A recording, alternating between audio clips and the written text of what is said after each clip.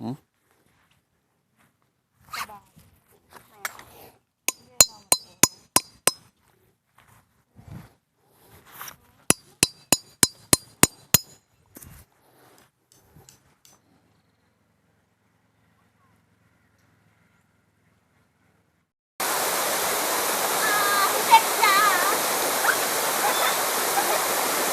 ม้าน่ะไปนั่งตรงโขดที่น้ำไหลอะ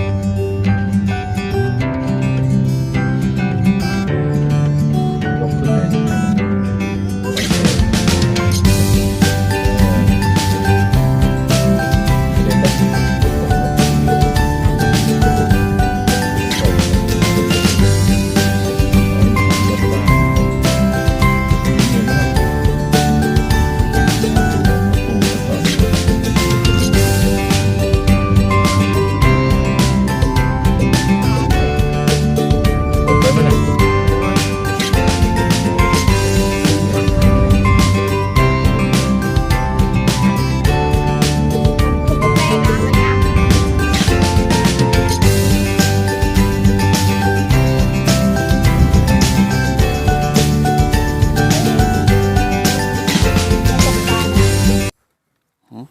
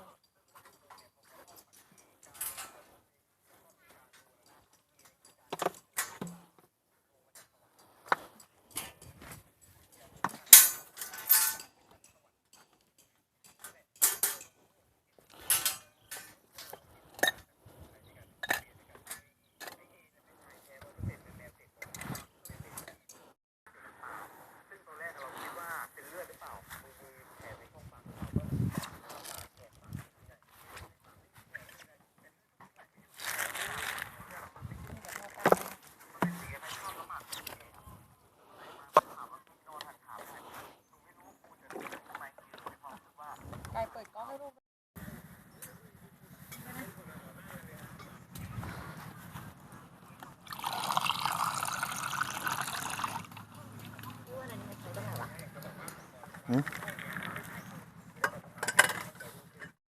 เขาไม่ได้มา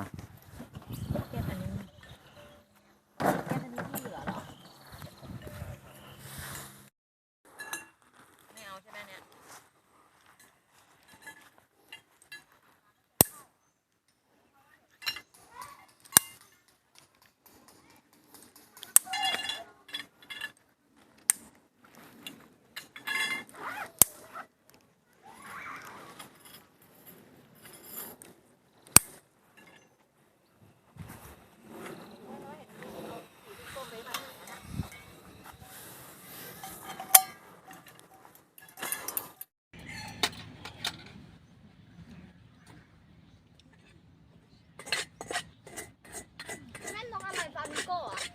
ฮะนกฟลามิงโก้สีขาวไหนอ่ะนกฟลามิงโก้อ่ะ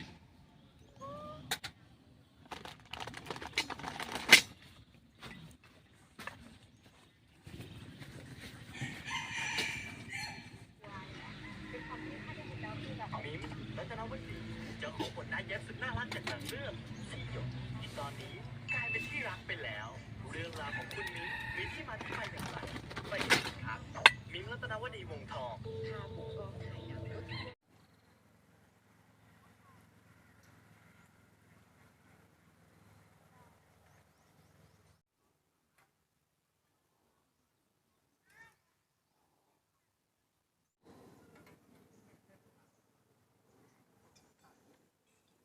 ตอนที่มันกินในครั้งแรกมันก็คิดว่าเป็นขี้ควาย กินข้าวแล้ว กินก่อนอ้าวอ้วนมังจะไปปะ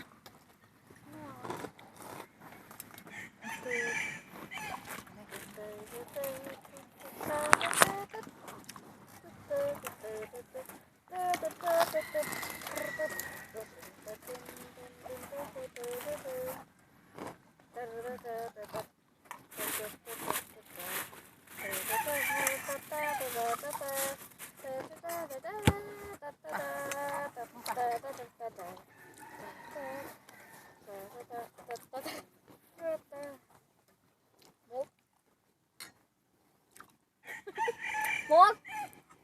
อะไรอ่ะ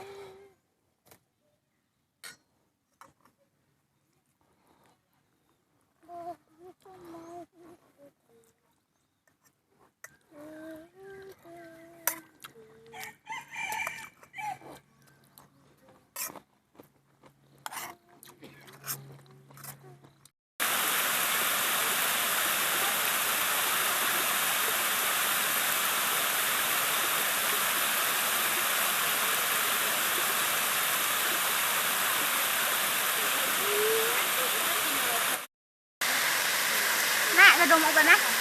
ไม่มาทำไมเมาแม่อะไรกัน ลูกมังมา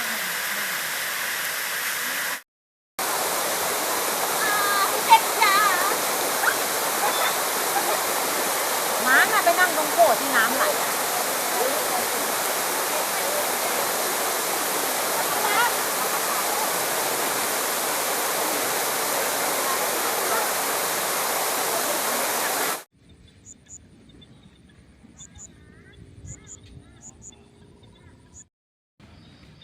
พ่อเดินเท่าไหร่